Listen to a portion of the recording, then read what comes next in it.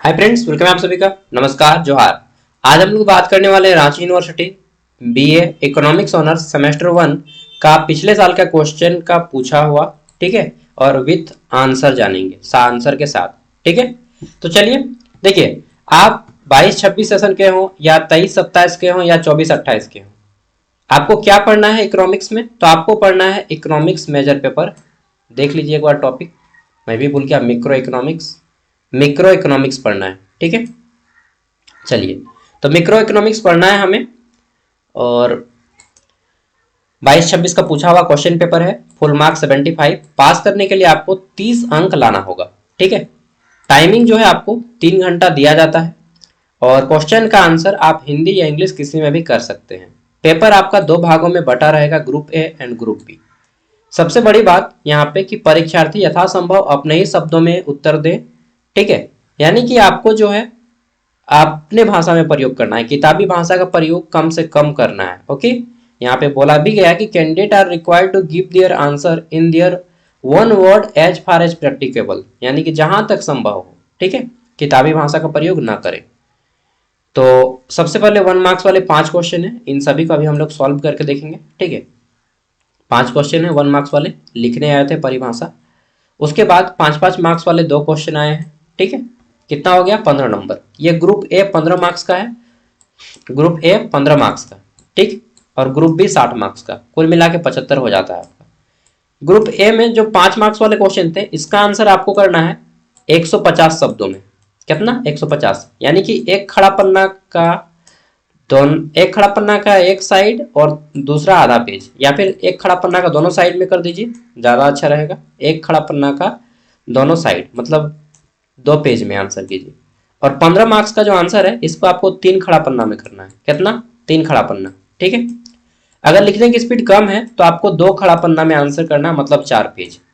इससे कम नहीं लिखना है, इससे कम लिखेगा तो फिर फेल कर जाइएगा। ठीक है, क्योंकि बीए मतलब लिखने का ही काम होता है जनरली, और कुछ नहीं होता है इसमें।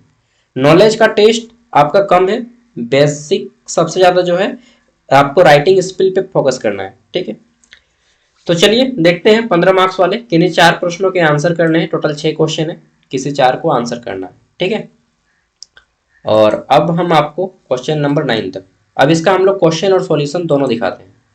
तो पहला प्रश्न, ए नंबर, ग्रुप ए, 1 मार्क्स वाले 5। ठीक है, 1 into 5। पहला प्रश्न क्या है? Very short answer type. ठीक है, नोट्स ऑन द फॉलोइंग, निम्न पर अति लघुत्तरीय टिप्पणी करें। मैंने तो काफी बड़ा बड़ा कर दिया है, आपको इससे भी छोटा छोटा आंसर लिखना है। पहला है मिक्रो इकोनॉमिक्स क्या है, व्यष्टि अर्थशास्त्र क्या है। इसका राइट आंसर हो जाएगा व्यष्टि अर्थशास्त्र। अर्थशास्त्र की वह शाखा है जिसमें व्यक्तिगत, ठीक है, यानी कि पर्सनल, व्यक्तिगत उपभोक्ता, उत्पादक, ठीक है, प्रोडक्ट, फर्म तथा उद्योग के आर्थिक व्यवहार का अध्ययन किया जाता है। ठीक है, विक्रो मतलब भी होता है कि छोटा। ठीक है, यह मांग, पूर्ति, मूल्य, लागत और उत्पादन जैसे तत्वों का विश्लेषण करती है। ठीक है, समझ गए ना? आपको और अच्छे से इसका डेफिनेशन आता होगा। व्यष्टि अर्थशास्त्र की परिभाषा लिखना है सिंपल। ठीक है, कि जिसमें हम लोग किसी व्यक्तिगत फार्म, उत्पादक, उपभोक्ता आदि का अध्ययन करते हैं, इसे ही हम व्यष्टि अर्थशास्त्र, मिक्रो इकोनॉमिक्स कहते हैं। ठीक है, यूटिलिटी क्या है, उपयोगिता क्या है? तो किसी वस्तु अथवा सेवा के उपभोग से प्राप्त संतोष या आनंद को उपयोगिता कहते हैं। ठीक है, यह व्यक्तिपरक होती है, मतलब प्रत्येक व्यक्ति पे अलग अलग होती है। कोई ज्यादा सेटिस्फाइड रहता है, कम कम सेटिस्फाइड। जैसे आपने जलेबी खाया, ठीक, आप बोलिएगा बहुत मीठा है, एक बोलता है वाह बुड़बक मीठा है, चेका गया है। तो ठीक है, तो यह व्यक्ति के ऊपर निर्भर करता है कि वह कैसा उसका यूज कर रहा है या फिर कैसा उसका अनुभव कर रहा है। ठीक है, तो यूटिलिटी हो गया। तीसरा प्रश्न है बजट लाइन, बजट रेखा के ऊपर।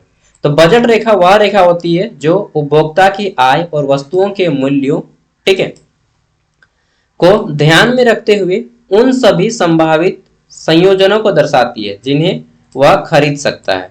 ठीक है, तो हम लोग बोलते हैं ना, जैसे आपको एक फोन खरीदना है तो बोलते हैं यार मेरे बजट के बाहर है। ठीक है, तो बजट वह धनराशि होती है जिसमें आप किसी वस्तु को खरीद सकते हैं, सिंपल सा है। और यही बड़ा चीज होता है कि जब देश के लिए बात आती है तो देश का बजट बन जाता है। ठीक है, देश को भी बहुत सारा सामान खरीदना होता है ना, सैन्य सामान हो गया, हेल्थ का सामान हो गया, ठीक, एजुकेशन रिलेटेड हो गए।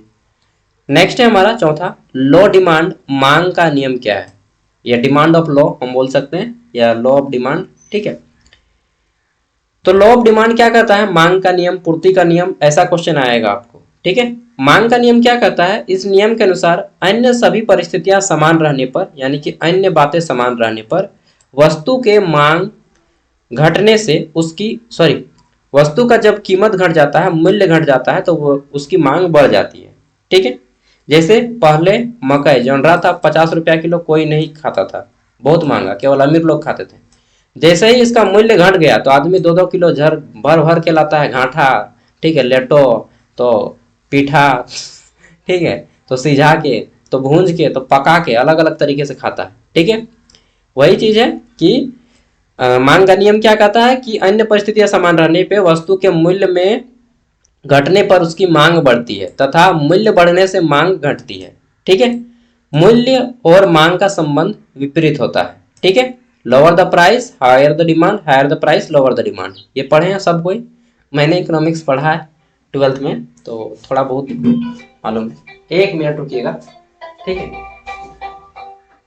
आप लोग तब तक से पढ़िए, मैं थोड़ा सा इसको आगे बढ़ा देता हूँ।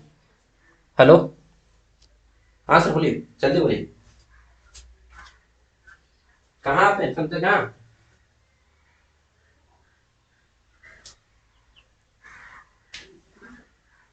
है? सिंहपुर शिव मंदिर है कि फोन करना हमरा? हाँ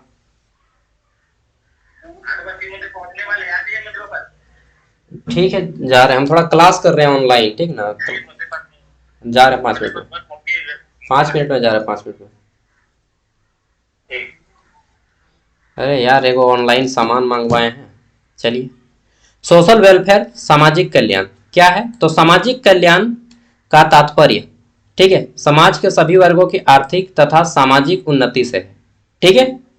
जैसे कि निम्न वर्ग, एसटी, एससी, ओबीसी, किसी भी वर्ग में हो, ठीक है, सब वर्गों के कल्याण होता है। सोशल, सोशल मतलब सामाजिक, वेलफेयर मतलब कल्याण, यानी कि सोशल सामाजिक कल्याण समाज के सभी वर्गों के कल्याण के लिए होती है, ठीक है।